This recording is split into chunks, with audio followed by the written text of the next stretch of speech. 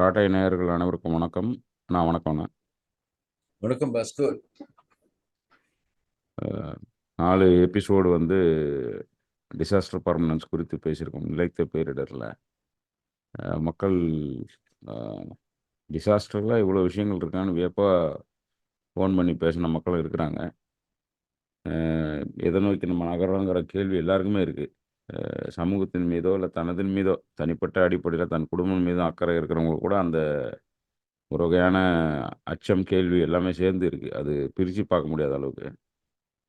அப்போ நிறைய அரசியல், மீடியா உட்பட டெக்னாலஜி பேசணும். இதெல்லாம் நம்ம பேசியிருந்தாலும் வாழ்க்கை இந்த என்ன சொல்கிறது, life in the time of disaster பெர்மனன்ஸ்னு நம்ம இதுக்கு டைட்டில் மாதிரி யோசித்தோம். அது பார்க்கணும். அப்போது இந்த பேரிடர், இந்த நெருக்கடி காலகட்டத்தில் மனிதன் வந்து பிரச்சனைகளை சந்திக்கிறான்னு பேசிட்டோம். அந்த பிரச்சனைக்கு மூல காரணமாக தனி மனிதனோ ஒரு சிறு குழுவோ எப்படி காரணமாக அமைதுங்கிறது பேசலாம்னு யோசிக்கிறோம். அதில் நல்லா யோசிக்கும்போது பார்த்தீங்கன்னா, இந்த கடந்த ஒரு 6 மாதங்களாக பெரிய செய்தின்னு நான் யோசிக்கிறது என்னன்னா, ஏஜிங் அல்லதுனா இம்மார்டல் அப்படிங்கிறது வந்து வெஸ்ட்டில் அதிகமாகுது. சாதாரண ஆட்கள் பேசுறதில்ல. ஒரு நாட்டினுடைய தலைவராக இருக்கார், இல்லைன்னா பொருளாதாரத்தை பெருசாக திசை திருப்புகிற ஆட்களாக இருக்கிறாங்க. ஒரு மெட்டா மாதிரி, டெஸ்லா மாதிரி, மைக்ரோசாஃப்ட் மாதிரி இருக்கிறவங்க, அது பயிரோ மனுஷனோ ஏதோ ஒன்று, அதனுடைய லைஃப் எக்ஸ்பெக்டன்சியை சேஞ்ச் பண்ணுறது தான் தொழில்நுட்பத்தின் உச்சம்னு அவங்க நம்புகிறாங்க. அறிவியலின் உச்சம் கூட நம்பலை, தொழில்நுட்பமாக அதை செய்யணும்னு நினைக்கிறாங்க. அதுலேருந்து நிறைய கேள்விகள் இருக்குது. அதுதான் இந்த இந்த இதில் பேச போகிறோம் நம்ம அப்படின்னு தோணுது. எங்கேருந்து இந்த இந்த விஷயத்தை அணுகிறது, அந்த இந்த இம்மார்டல் அப்படிங்கிறதுக்கும் இன்றைக்கி இருக்கிற டிசாஸ்டருக்கும் கனெக்ட் பண்ணுற ஒரு புள்ளியாக எங்கேருந்து தொடங்கலான்றது தான் முதல் விஷயமா இருக்கு. ஒரு நோபல் பிரைஸ் வாங்கின பயாலஜிஸ்ட் வெங்கி ராமகிருஷ்ணன் நம்ம இருக்காரு. அவர் வந்து வென் வி டை அப்படின்னு சொல்லி ஒரு புத்தகம் எழுதியிருக்காரு. இறப்பு அப்படின்றது என்ன? அது வந்து பயாலஜிக்கலா உடம்புல என்ன நடக்குது, செல் அப்படின்னு சொல்லக்கூடிய நம்மளுடைய உடல்ல இருக்கக்கூடிய அங்கங்களில் இருக்கக்கூடிய உயிர்னா என்ன, அந்த அணுனா என்ன, அது வந்து என்னென்ன மாற்றங்கள் நிகழுது அப்படின்ற மாதிரி நிறைய எழுதியிருக்காரு. பட் அந்த புத்தகத்தை பத்தி நான் ரொம்ப சொல்ல விரும்பல. பட் கடைசியாக அவர் சொல்றது வந்து நல்ல வாழ்க்கைனா எது, இம்மார்டாலிட்டி பத்தி நிறைய பேர் பேசுறாங்க இப்போ அப்படின்னு அதை குறிப்பிடுறாரு. இப்போ சமீபத்தில் வந்த புத்தகம் படிச்சுட்டு இருக்கிறேன். அதுல அவர் சொல்ற ஒரு முக்கியமான கருத்து என்னன்னா, முன்ன நம்ம இருந்ததை விட இப்போ வந்து எல்லாருமே வந்து அதிக காலம் வாழ்றோம். முன்னாடி வந்து நான் சொல்றாரு ஒரு இடத்துல, எனக்கு இப்போ வயசு வந்து 60 ஆயிடுச்சு, 62 நம்ம 65 வயசு ஆகுது. எங்க தாத்தா வந்து இந்த வயசுல அவர் இறந்து போய் 15 வருஷம் இருக்கும். இல்லை எங்க முத்தாத்தா இல்லை 4 தலைமுறை முன்னாடி இருந்தவர் இந்த வயசுல வந்து சராசரியாக வந்து ஒரு மனிதன் வாழக்கூடிய, இப்போ இந்தியா வந்து சுதந்திரம் அடைஞ்ச போது சராசரியாக ஒரு மனிதனுடைய வாழ்க்கை அப்படின்னு பார்த்தோம்னா 50 60 அதுக்குள்ளதான் அப்படின்றாங்க. அதுலேயும் சில பேர் இன்னும் அதிக காலம் வாழ்ந்திருப்பாங்க, சில பேர் கம்மியா வாழ்ந்திருப்பாங்க. அதாவது கொஞ்சம் வறட்சி இருக்கக்கூடிய பகுதிகளில், ஏழ்மை இருக்கக்கூடிய பகுதிகளில் மனிதர்கள் இறந்து போறது 30 வயசு 35 வயசுல இறந்து போறது சாதாரணமா இருந்திருக்கு. கொஞ்சம் வளமான பகுதிகளில் இன்னும் அதிக காலம் வாழ்ந்திருப்பாங்க. ஆனா அவர் வந்து அதை பத்தி மாத்திரம் சொல்லல. அவர் இன்னொன்னு என்ன சொல்றாருன்னா, இன்னும் கொஞ்ச காலத்துல நமக்கு வந்து இப்போது வந்து 65ன்றது வந்து நீங்க வேலை செய்யக்கூடிய வயதாக இருக்கு. ரிட்டையர்மெண்ட்டுக்கான வயது வந்து இப்போ 70 கிட்ட வரைக்கும் போயிடுச்சு. 65 70 வரைக்கும் ஒரு மனுஷன் நல்ல வேலை செய்யலாம், ஆரோக்கியமாக இருந்து ஏதோ ஒரு ப்ரொடக்டிவான வேலை செய்யலான்ற அளவில் இருக்குது. ம். பெரும்பாலான பேர் வந்து 65ல தான் ரிட்டயர் ஆகுறாங்க இப்போ. ம். ம். அப்படின்னு சொல்லிட்டு அவர் என்ன சொல்றாரு, 80கள் 90 வரைக்கும் போறது வந்து பெரிய விஷயம் கிடையாது. ம். விஞ்ஞான ரீதியில ஒரு மனிதனுடைய உடம்பு அப்படின்றது ஒரு 100, 120 வருஷம் வரைக்கும் நல்லா இயங்கக்கூடிய உடல் தான்.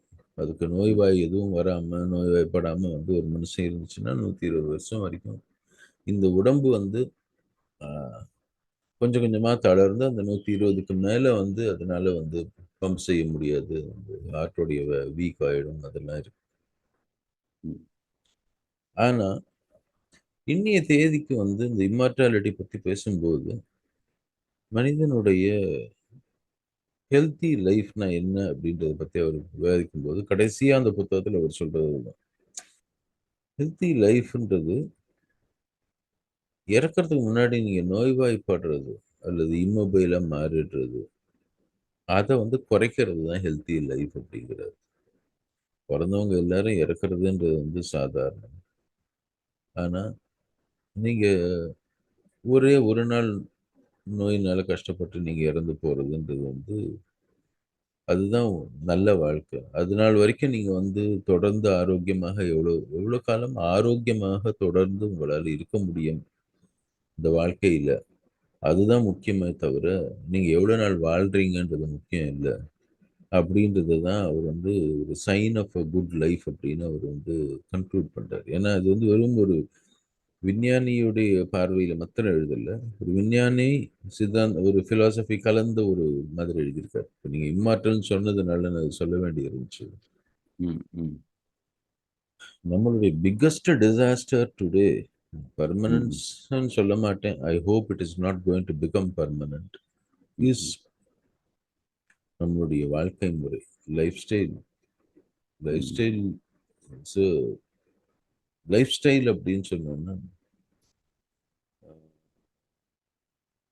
அதுதான் வந்து டிசாஸ்டர் பெர்மனன்ஸ்க்கான மிகப்பெரிய மாற்றம் வந்து நம்ம லைஃப் ஸ்டைல் எந்த லைஃப் ஸ்டைல் நம்ம அடாப்ட் பண்றோம் ம். அப்படின்றது. ம்.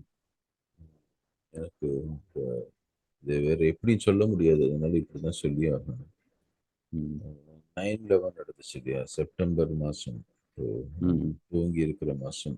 மிக பிரபலமானது 11ஆம் தேதி செப்டம்பர் மாசம் 2001 அந்த வருஷத்துல அந்த இது நடந்தது. இந்த ட்வின் டவர்ன்னு சொல்லிட்டு இந்த அமெரிக்காவுல அமெரிக்காவ நேரடியா வந்து தாக்குனாங்க. அந்த இவங்க உரையாளர்கள் வந்து தாக்குனது. ம். அது முடிஞ்ச உடனே அப்போ வந்து செக்ரட்டரி ஆஃப் ஸ்டேட் டொனால்ட் ரம்ஸ்ஃபீல்ட்னு ஒருத்தர் இருந்தார். ம். அவர்கிட்ட கேட்டாங்க, வார் ஆன் டெரர்ன்னு அமெரிக்கா ஆரம்பிச்சு. எங்கெங்கெல்லாம் டெரரிஸ்ட் இருக்காங்களோ அவங்க எல்லாரையும் நாங்க வந்து வார் ஆன் டெரர், நாங்க டெரரிஸ்ட் எல்லாத்தையும் உலக அளவில் எலிமினேட் பண்ணிடுவோம் அப்படின்னு. ம். அப்போ ரம்ஸ்ஃபீல்டு கிட்ட ஒரு கேள்வி, ஒரு இன்டர்வியூல கேட்கிறாங்க. ம். இந்த வார் ஆன் டெரருடைய இலக்கு என்ன? இது எதனால, எதை நோக்கி இருக்கு? அப்படின்னு. ம். அதுக்கு அவரு கொடுத்த பதில் ரொம்ப வித்தியாசமான பதிலா இருந்துச்சு. ம். என்ன சொன்னாரு? The unquestioning acceptance of American way of life is a ம். victory for war on terror அப்படின்னாரு. ம். ம். அந்த டெரரிஸ்ட் அட்டாக் வந்தப்போ அமெரிக்கா வந்து மொத்த நாடும் பீதி அடைஞ்சிருந்துச்சு. ம். எல்லாரும் வீட்டை விட்டு வெளில வர்றதுக்கு பயப்பட்டாங்க. ஏன்னா இது தொடர்ந்து இன்னும் எங்கெங்கெல்லாம் வருமோ, எங்கெங்கெல்லாம் அட்டாக் இருக்குமோ. அப்போ அவங்க ஜனாதிபதி வந்து ஆன்லைன்ல அவர் வந்து மக்களுக்கு உரையாற்றினார் டிவியில. ம்.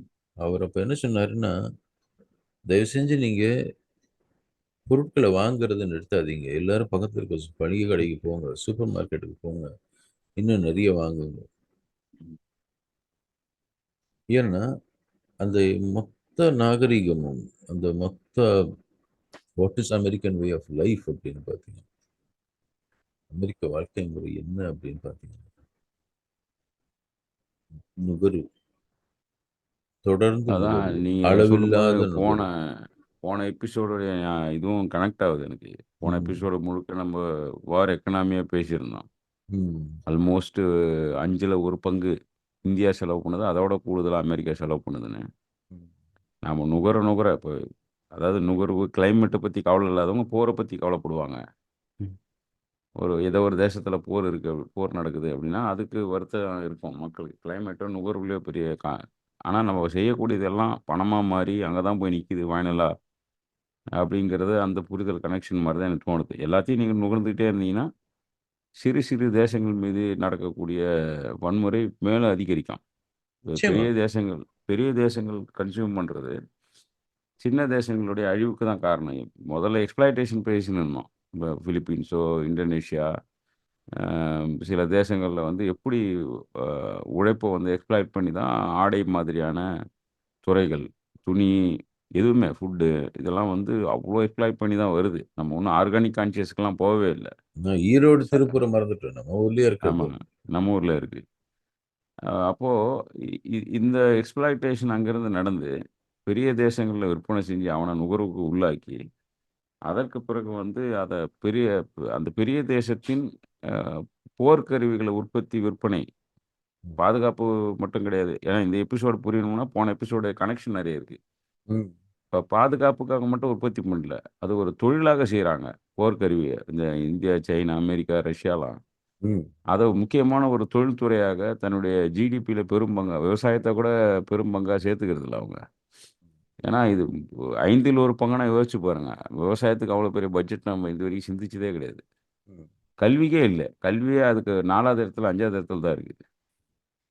ஸ்டேட்டோ, சென்ட்ரோ எது பட்ஜெட் பண்ணாலும் அப்படித்தான் தள்ளி வைக்கிறாங்க. அதன் அடிப்படையில ஒவ்வொரு நுகர்வும் ஏதோ ஒரு வகையில கில்ட்ட உருவாக்குறதுக்காக சொல்லல. அ கட்டில்லாத நுகர்வு என்பது நிச்சயமா பெரிய பெரிய நாடுகளுக்கு. பெரிய நாடுன்னு சொல்றது developed size wise, population wise, அதிகாரம் எல்லாம் சேர்ந்ததா தான் பெருசுன்னு பார்க்குறேன். வெறும் இது கிடையாது. ஒரு மெட்ரிக்ஸ் கிடையாது. அதுல இருக்கிற அ ஆட்களுக்கு வந்து இதெல்லாம் ஒரு இது மாரி ஆயிடுது. ஒரு சப்போர்ட் சிஸ்டமா நெனச்சுக்கின்னு பண்றாங்க அவங்க. நம்மளும் தெரியாம அதில விழுந்துர்றோம். இப்போ ஆச்சரியமான தகவல்னா, அமெரிக்கால சொல்லிக்கிட்டு இருப்போம். துப்பாக்கி எடுத்துக்கிட்டு குழந்தைங்கள் ஸ்கூலுக்கு போறாங்கங்கிறத.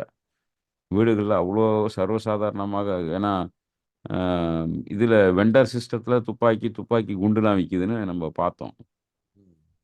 திரு இ இந்த ஏதோ ஒரு இந்தியால ஒரு சிறு நகரத்தில ஒரு மாணவன், சின்ன பையன். ஒரு 8 வயசுக்குள்ள தான் இருக்கும்னு நெனைக்கிறேன் அவனுக்கு. அவன் பள்ளிக்கு துப்பாக்கியோட வந்திருக்கான். கை துப்பாக்கியோட. என்ன எங்கேருந்து நமக்கு இது வந்திருக்குன்னு தெரியல. நம்ம கன்சியூம் பண்ற விஷயத்துல கன்டென்ட்டா கூட நெறைய நமக்கு வந்து சேரும்பொழுது, கேட்டாக்கா லைசென்ஸ்டு துப்பாக்கி. அவங்க தந்தை இறந்த பிறகு அத சரண்டர் பண்ணல. அதான் அந்த பையன் அவங்க அப்பாவோட ட்ராயர்ல இருந்து கொண்டு வந்து ஸ்கூலுக்கு கொண்டு வந்திருக்கான். ஏதோ விளையாட்டு துப்பாக்கின்னு நெனச்சு விளையாடிருந்தா என்ன ஆயிருக்கும்? அப்போ கன்சம்ப்ஷன் பேட்டர்ன் வந்து ஒரு வகையில பொருளா மட்டும் கிடையாது. நம்ப உணர்வு ரீதியாகவும், ரிலேஷன்ஷிப் ரீதியாகவும், ஐடியாவாவுமே நம்ம நெறைய மற்ற வளர்ந்த நாடுகள பார்த்து சூடு போட்டுக்கிறோமோன்னு தோணுது. அ அதுதான் 2வதா இந்த விஷயத்தில பார்க்குறேன் நான். இந்த life in the time of டிசாஸ்டர்ல. உண்ம. அதாவது consumption is a manifestation of ஃப்ரீடம்னு நெனைக்கிறேன். ம். ஒரு எக்ஸ்பிரஷன் ஆஃப் ஃப்ரீடம்னு பார்க்கிறேன். ம். ம். நம்ம முன்னாடியே பேசியிருக்கோம். ஆமா. நுகர்வு தான் சோசியல் வந்து ஜஸ்டிஸ்ன்னு பேசணும். ம். சுதந்திரத்தினுடைய ஒட்டுமொத்த அவுட்புட்டே வந்து நுகர்வு அப்படின்னு பார்க்க ஆரம்பிச்சோம்னா, ம். அந்த அளவுக்கு நுகர்வது அவசியமா? அந்த அளவுக்கு நுகர்வுன்றது வந்து நமக்கு முக்கியமா? ம். அப்படின்னு பார்த்தோம்னா, நிச்சயமாக அந்த அளவுக்கு நுகர்வு நமக்கு முக்கியமோ, அவசியமோ கிடையாது. ஆ அந்த அப்போ இத வந்து ஒருத்தர் ப்ரமோட் பண்றாரு. இந்த நுகர்வு வந்து நமக்கு ப்ரமோட் பண்றாங்க அப்படின்னா, அதை நோக்கி வந்து நம்மளுடைய மொத்த வாழ்க்கை அமையுது.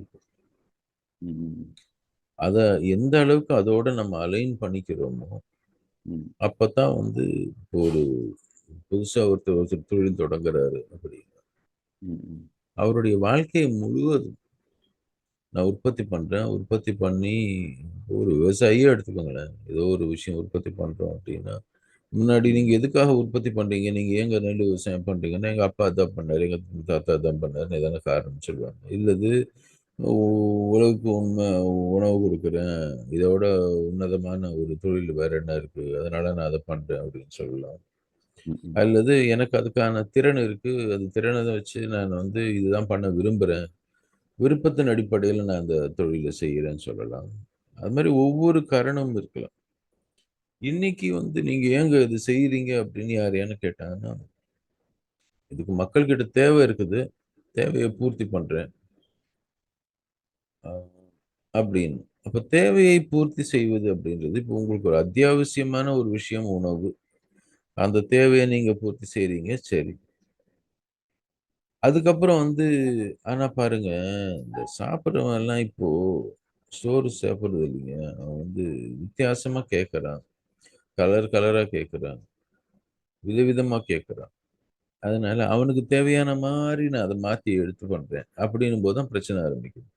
ம், அப்போ இந்த நுகர்வு கலாச்சாரத்துல ஆ வெரைட்டி அப்படின்றதோ, விதவிதமா செய்யறது, விதவிதமா சாப்பிடுறது அப்படின்றதோ, அல்லது அத வந்து தினம், தினம் இதையே ஏங்க சாப்பிடணும்? ஏங்க தினம் இட்லி சாப்பிடணும் காலைல பிரேக்ஃபாஸ்ட்டு அப்படின்னு கேட்கிற பல வீடுகள்ல தினம், தினம் நடக்கக்கூடிய சர்ச்சையே எனக்கு தெரிஞ்சு இன்னைக்கு பர்ட்டிகுலர்லி இந்த தலைமுறை, இதுக்கு முந்தைய தலைமுறை, இந்த 2 தலைமுறை வளர்ந்தவங்க.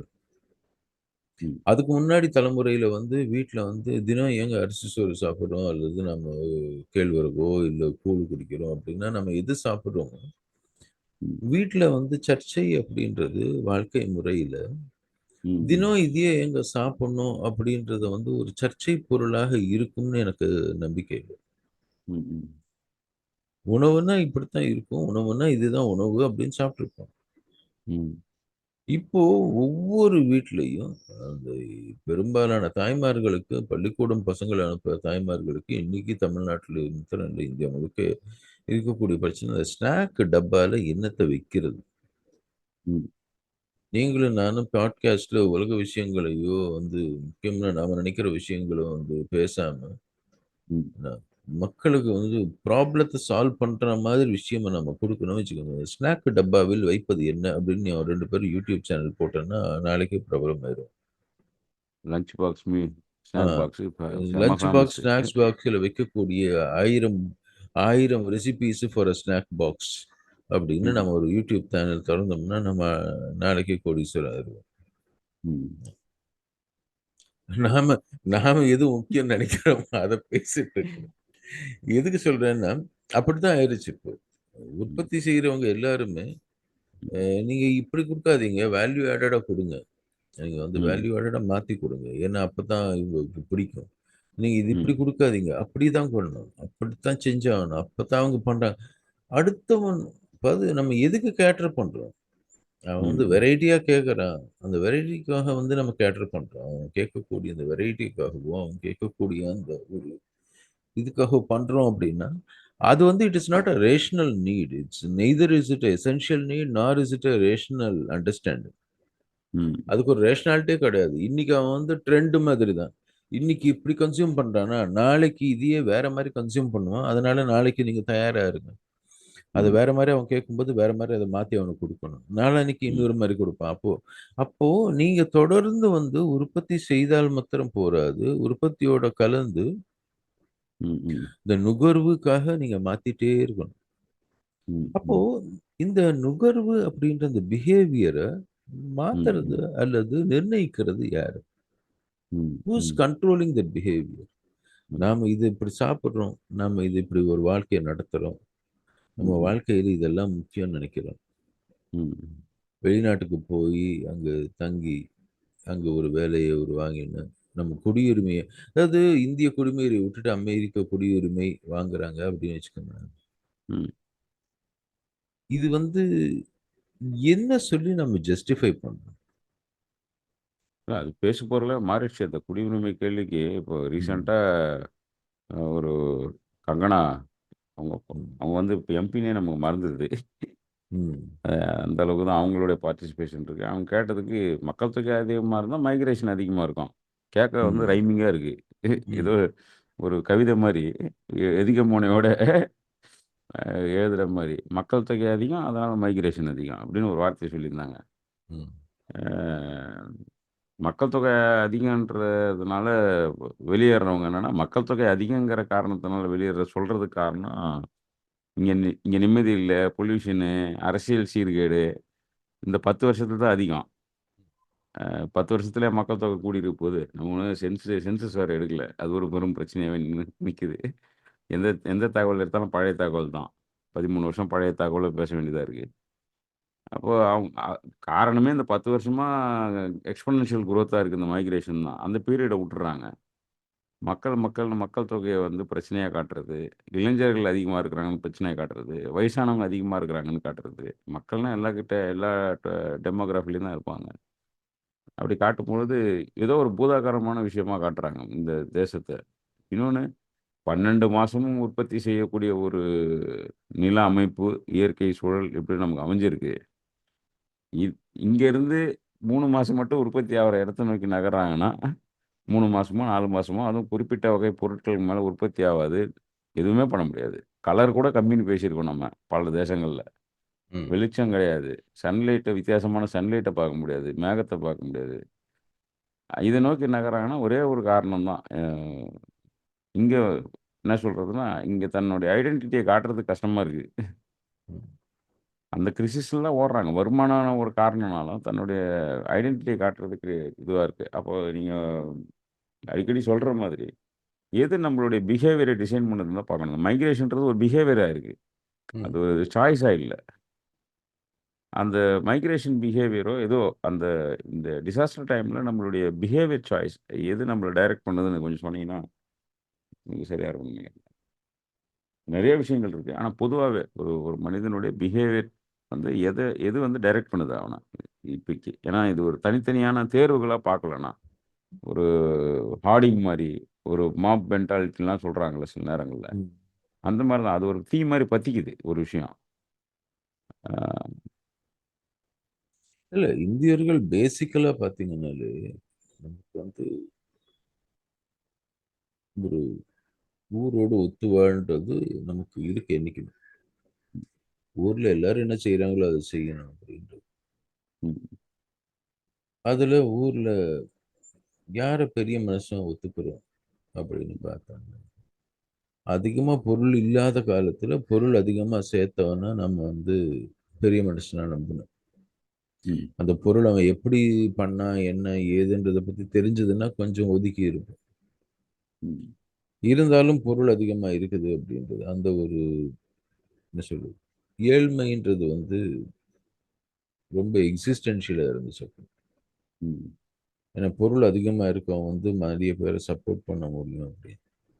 ம், அதுக்கு ம், அடுத்தமா பார்த்தீங்கன்னா, பவர், ஆக்சஸ் டூ பவர். அரசாங்கம் எல்லாத்தையும் எடுக்க ஆரம்பிச்சதுக்கு அப்புறமா, ம், அரசாங்கத்துடைய அரசாங்கத்துக்கிட்ட பேசுறதுக்கு யாருக்கு தெரியுதோ, யாருக்கு திறமை இருக்குதோ, யாருக்கு அரசாங்கத்தின் இன்ஃப்ளூயன்ஸ் பண்ணி வேலை வாங்க முடியுதோ, ம், அவங்கள ரொம்ப முக்கியமான நபர் அப்படின்னு பார்க்க ஆரம்பிச்சோம். ம், ம், அ இவங்க தான் வந்து நம்மளுடைய பிஹேவியர வந்து டிக்டேட் பண்ணக்கூடியவங்க. ம், அ எனக்கு இன்னும் நல்லா ஞாபகம் இருக்குது. முதல் முறையாக அந்த பாஸ்போர்ட் வாங்குறதுக்காக போலீஸ் வெரிஃபிகேஷன் போலீஸ் ஸ்டேஷன்ல போய் வெரிஃபை பண்ணணும் அப்படின்னும்போது, ம், எனக்கு லஞ்சம் குடுக்கணுன்றது தெரியாது. இதுக்கெல்லாம். ம், நான் ம், போனேன்.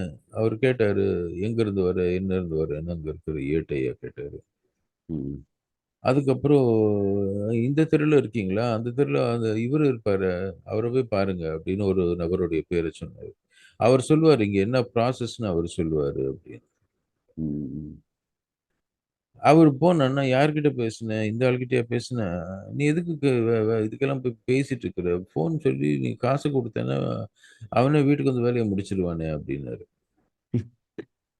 ம், ஸோ, அதாவது அரசாங்கத்துக்கிட்ட வேலைன்றது வந்து நான் சொல்றது இப்படிதான். ம், இந்த ம், இடைத்தரகர் மாதிரி வேலை வாங்குறாரு இல்லையா? யாருக்கு எவ்வளோ லஞ்சம் குடுத்தா எந்த வேலை நடக்கும்னு சொல்றாருல்ல. ஆமா. அவர் வந்து எல்லா சமூகங்கள்லயும் எல்லாரும் வந்து வேலை நடக்கணும்னா, அந்த மாமாவோ, அந்த ஒரு பெரியவரோ அல்லது அந்த ஒரு கான்ட்ராக்டரோ ம், ம், எல்லா எல்லா குடும்பங்கள்லயும் இவர் ஒரு மாமா ஒருத்தர் இருப்பாரு. ஒரு மாமாவோ பெரும்பாலும் ஆண்களா தான் இருப்பாங்க. ஆமா. என்ன, அவங்க வந்து இந்த லஞ்சம் குடுக்கறது, வேலை வாங்குறது எப்படி? அல்லது ம். அவங்களுக்கு ஏதான பரிசு பொருள். லஞ்சம்ன்றது வந்து காசா மாத்திரம் குடுக்கணும்னு இல்ல. இப்ப ஏட்டுக்குன்னா லஞ்சம் காசா குடுக்குறாங்க. ம். மத்த பேருக்கு வந்து இன்னும் மேல மேல அதிகாரிகள் போகும்போது, அது வேற வேற மாரி இருக்கும். ம். பரிசு பொருளா இருக்கும். அல்லது அது வந்து ஒரு பெரிய ப்ராப்பர்ட்டியா இருக்கலாம். எதுவா வேணா இருக்கலாம். ம். ஏதோ ஒண்ணு குடுத்து வேலை வாங்குறது எப்படி? இது சொல்லிக் ம். குடுக்கக்கூடியவர்கள் தான் வந்து நம்ம பிஹேவியர டிக்டேட் பண்றாங்க. ம். அதே மாரி அதிகமா பொருள் சேர்த்தவங்க. ம். இப்போ ஒருத்தர் இருக்கிறாரு. ரொம்ப பிரபலமானவரு. டிவி சேனல்ல வந்து காச வச்சு அதிகம் காசு பண்றது எப்படின்னு சொல்லுவாரு. ஆமா. ம். அவரு வந்து ரொம்ப பிரபலம் அவரு. நான் ம். ஒரு முறை எப்போ ஒரு இடத்துல ரயில்வே ஸ்டேஷன்லயோ, ஏர்போர்ட்ல பார்த்தேன் அவர. ம். அவரு என் பக்கத்துல வந்து உட்கார்ந்தாரு. அந்த சுத்தி இருக்க ஒரு 4 பேர் வந்து அங்க கேட்குறான். ஐயா நான் காச வச்சு இன்னும் அதிகமா காசு எப்படி பண்றதுன்னு. அங்கேயே ம். உட்காந்துட்டு நீங்க இதுல இன்வெஸ்ட் பண்ணுங்க, அதுல இன்வெஸ்ட் பண்ணுங்க அப்படின்னு சொல்லி அவங்களுக்கு விளம்பரம் அட்வைஸ் குடுத்துட்டு இருந்தாரு. ம். அது ஏன் நினைக்கிறோம்னா, இந்த ஆளுக்கு அது தெரியுது. இந்த வித்தை தெரியுது. காச வச்சு அதிகம் காசு பண்றது எப்படின்னு. அது மாரி ஆளுங்க. காச வச்சு காசு பண்றவங்க, ம். பவர் ஆக்சஸ் வச்சு நம்மளுக்கான பவர் ஸ்ட்ரக்சர நம்மளுக்கு வேலை செய்ய வைக்கிறவங்க. ம். இது மாரி ஆட்கள் நம்மளுடைய பிஹேவியர நிர்ணயிக்கலாங்க. அல்லது 3வது வந்து பிரபலங்கள். பிரபலங்களுடைய வாழ்க்கை முறை. அது பிரபலம்னா அது அம்பானியாவா இருக்கட்டும், இல்ல கங்கனா ரனாவத்தா இருக்கட்டும். அது ம். யாரா வேணா இருக்கட்டும். ஏன்னா நம்மளுடைய ஊடகங்களுக்கு பிரபலங்களுடைய வாழ்க்கை முறை தான் வந்து தினம் செய்தியா இருக்கு. அவங்களுடைய ஆக்ஸிஜனே அதுதான். ம். ஆ அது என்னது சைஃப் அலி கானுடைய மகன் இன்று கருப்பு கலர் சட்டை போட்டுக்கொண்டு வீட்டை விட்டு வெளியே வந்து கையசைத்தார். ம். அப்படின்றது ஆங்கில பத்திரிகையில வரக்கூடிய செய்தி. ம். தமிழ் பத்திரிகையில இதுவே வந்து இந்த நடிகை இன்று கவர்ச்சியாக உடை மாட்டிக்கொண்டு வீட்டை விட்டு வெளியே ஏர்போர்ட்டுக்காக சென்று கொண்டிருந்தார் அப்படின்னு ஃபோட்டோ போட்டு போட்டுருவோம். ம். ஸோ பிரபலங்களின் வாழ்க்கை ம். லஞ்சம் எப்படி குடுக்கறதுன்னு சொல்லிக் குடுக்க தெரிஞ்சவங்களுடைய பவர் ஆக்சஸ் இருக்கக்கூடியவங்களோட அ அட்வைஸு ம். இவங்ககிட்ட தான் அட்வைஸ் பார்க்க அனுப்புவாங்க. ம். அல்லது அதிகம் பணம் பார்த்தவர்களுடைய பணத்த வச்சு பணம் பண்றது எப்படி? இந்த 3 ம். பேர் தான் வந்து இவங்க வந்து இன்னைக்கு இருக்கக்கூடிய சந்தை பொருளாதாரத்தை ம். இயக்குவது எப்படி அப்படின்னு அதுல ஏதோ ஒரு சூட்சுமத்தம் இல்ல ஒரு டெக்னிக்க தெரிஞ்சு வச்சுட்டு இருக்கிறவங்க. ம். அதனால இவங்க தான் வந்து நமக்கு குடும்பங்கள்ல சராசரியாக அட்வைஸ் கேட்க அனுப்புறதே இவங்க தான். ம்.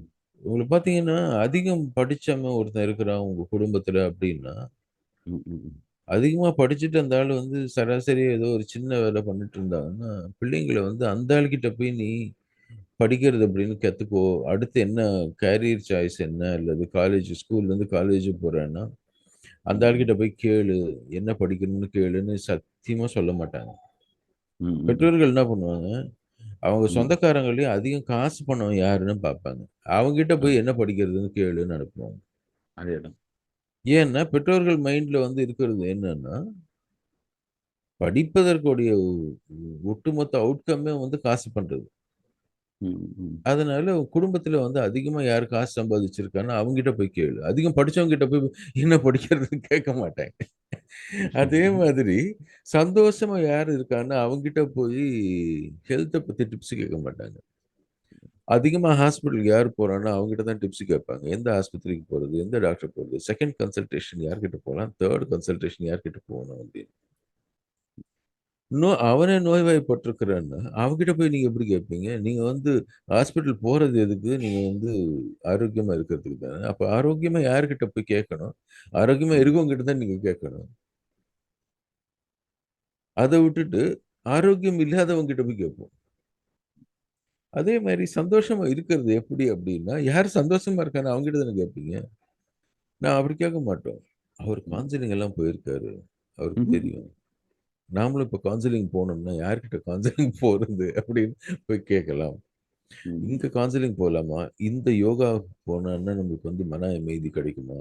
அந்த சிஸ்டம் ஆஃப் நியூட்ரிஷியஸ் ஃபுட்டோட இது பண்ணோம். விபாசனா இவர் நிறைய பண்ணியிருக்காருன்னு நினைக்கிறேன். அவர்கிட்ட போய் நம்ம விபாசனா டிப்ஸ் கேட்கலாம். எங்க விபாசனா பண்ணா நல்லா இருக்கும் அப்படின்னு. ம். So ultimately what we have done is the people who are controlling, who benefit from, or who are already in a state of disturbance, they have become the influencers of our life. ம். The people who are content, ம். the people who are minimalist, the people who are happy, the people who are wise, இந்த மாதிரி இருக்கிறவங்க கிட்ட advice கேட்கறத நிறுத்திட்டோம் நம்ம. நம்ம வாழ்க்கையை வந்து நிர்ணயிக்கக்கூடிய, நம்மளுடைய பிஹேவியரை நிர்ணயிக்கக்கூடிய அட்வைஸ் கொடுக்கறவங்க யாருன்னா, இந்த நுகர்வு கலாச்சாரத்தினுடைய இன்ஸ்டிடியூஷனுடைய பிரதிநிதிகள், ரெப்ரசன்டேட்டிவ்ஸ். ம். அவங்க தான் நமக்கு அட்வைஸ் பண்றாங்க. ம். அவங்க சொல்றத வச்சு நம்ம கேட்டோம்னா அவங்கள மாதிரி தான் மாறுவோம். 15 வருஷம் கழிச்சு இந்த சிஸ்டத்தை காசு வச்சு காசு பண்றது எப்படி, நோய்வாய்ப்பட்டு ஆஸ்பத்திரியா போறது எப்படி, மகிழ்ச்சி இல்லாம கவுன்சிலிங் போறது எப்படி, அல்லது என்ன சொல்றது, அந்த டயட்டா மாத்தி மாத்தி மாசம் மாசம் வேற வேற டயட்டு வேற வேற பேட்டர்ன் நுகர்வை தொடருவது எப்படி, அல்லது கரப்டான ஒரு சிஸ்டத்தை தொடர்ந்து அந்த கரப்ஷனை நமக்காக வேலை செய்யறது எப்படி, இந்த மாதிரி விஷயங்களை சொல்லி கொடுக்கக்கூடிய ஒரு நபராக தான் 15-20 வருஷத்துல வந்து இன்னைக்கு நம்ம அட்வைஸ் வாங்குறவங்க 15 வருஷம் கழிச்சு அதுவாக தான் மாறுவாங்க. ஏன்னா அது மாதிரி அட்வைஸ் வாங்கிட்டு இவங்க வேற மாதிரி ஆடுறதுக்கு வாய்ப்பு இல்லை. ஸோ திஸ் ட்ரெண்ட் இருக்குல்ல, யார்கிட்ட என்ன கேட்குறோன்ற அந்த ஒரு ட்ரெண்ட் இருக்குல்ல, அதுதான் வந்து வாழ்க்கை முறையுடைய டிசாஸ்டர் பர்மனன்ஸ் இன்னைக்கு இருக்குது. அகைன் நான் பர்மனன்ஸ்னு இது ஒன்றத்தை மாத்திரம் நான் சொல்ல விரும்பலை. நம்ம இது வரைக்கும் டிசாஸ்டர் பர்மனன்ஸ்ன்ற அந்த டைட்டில் பேசியிருக்கோம். அதனுடைய டெக்னாலஜி மற்றதெல்லாம். ஆனா இது இந்த விஷயத்துல இது வந்து மற்ற எல்லாத்தையும் நம்மளால மாற்ற முடியாது. இதை வந்து தனிநபரால நிச்சயமா மாற்ற முடியும்.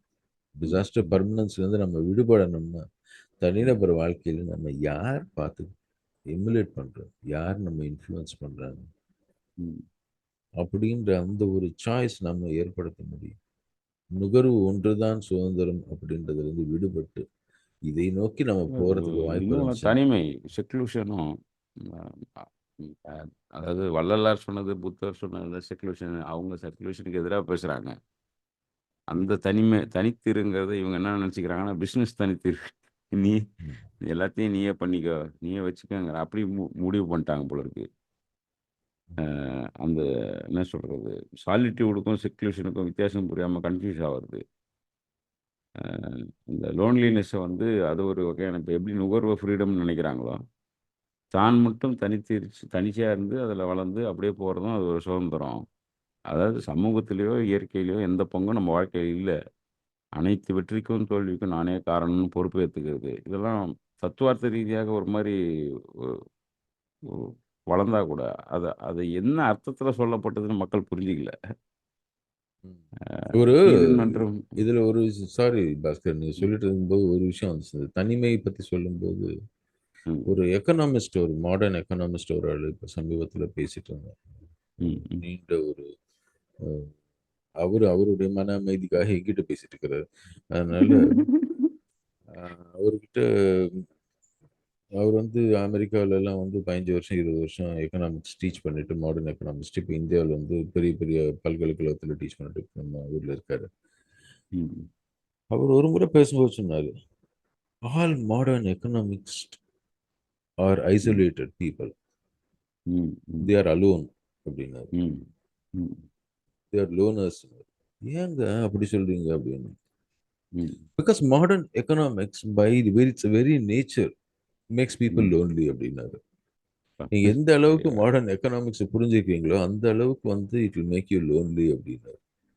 எனிவே லோன்லினஸ் பத்தி சொல்லும்போது எனக்கு நினைவு வந்துச்சு, சொல்லணும். அதனால மக்கள் என்ன நினைக்கிறாங்க, இந்த தனியா இருக்கிறதுங்கிறது வந்து அவங்களுடைய லைஃப்பை நிறைய நேரம் அவங்களே வாழ்ந்து முடிக்கிறதாக, இம்மார்டாலிட்டி ஒரு பக்கம் இருக்கும், அதை நோக்கி பெரும் பணக்காரர்கள் நவுறாங்க. மிடில் கிளாஸ் மக்கள் என்ன நினைக்கிறாங்கன்னா, சாதிக்கணும்னா தனியா இருக்கணும். ம். அ மக்களோட இருக்கிறவங்களால சாதிக்க முடியாது. ஆமா. அந்த அப்படிங்கிறத குடும்பங்கள்ல நினைக்கிறாங்க. இருக்கக்கூடிய மிகப்பெரிய பிரச்சனை உங்களுக்கு என்னன்னா, ம். நான் என் கேரியர பார்க்கிறதா, இல்ல இவங்களுக்கு சமைச்சு போட்டுட்டு இருக்கிறதா? ம். அப்படின்னு பர்ட்டிகுலர்லி வந்து ஒரு தலைமுறையில பெண்கள் அதிகம் கேட்ட கேள்வி. அதுவும் இந்த ம். ஆண் ஆதிக்கம் இருந்த குடும்பங்கள்ல, நான் இவங்களுக்கு ம். சமைச்சு போட்டே என் கேரியர் எல்லாத்தையும் யூஸ் பண்ணிட்டேன். நான் ம். எவ்வளவோ என் கேரியர நான் வந்து இன்னும் அதிகப்படுத்தி நான் வேலை பண்ணியிருப்பேன். ம். அப்படின்னு. ம். ஆம். இதுல வந்து 2 விதத்திலயும் பிரச்சனை இருக்கு. பிரச்சனை என்னன்னா, ஆண்கள் வந்து இந்த ஆண்கள் ஆதிக்கம் இருந்த குடும்பங்கள்ல வந்து ம். சுத்தமா வந்து சமயக்கட்டுக்கே போய் உதவி பண்ணாத ஒரு ஆண்கள் வாழ்ந்த அந்த ஒரு தலைமுறை, பல தலைமுறையா இருந்த குடும்பங்கள், இன்னைக்கும் அது மாரி தான் குடும்பங்கள் இருக்கு. ம். 2வது ஆண்களாக இருக்கட்டும், பெண்களாக இருக்கட்டும். ம். Career is more important than ம். ஃபேமிலி ஆர் குடும்பம். எனக்கு இந்த ம். ஃபேமிலி கிளட்சஸே இல்லாம இருக்கணும்னு பார்க்குறேன். இன்னைக்கு நெறைய பேர் ஸ்ப்ளிட் ஆகுறதுக்கு காரணமே அதுதான். இந்த ம். ம். கிளட்சஸே இல்லாம இருக்கணும்னு பார்க்குறேன். அது இல்லாம இருந்துச்சுன்னா, என் கேரியர்ல நான் கிடுகிடுன்னு வளர்ந்து அப்புறம் அப்புறம் ம். பெரிய ஆளாயி அதுக்கப்புறம் சந்தோஷமா இருப்பேன். சந்தோஷமா இருப்பீங்களா? ம். அப்படின்னும்போது அங்க தான் இடிக்கும். ஏன்னா ம். அதுக்கப்புறம் ஆட்கள் தேவைன்னா, அதுக்கப்புறம் யார் வருவாங்க?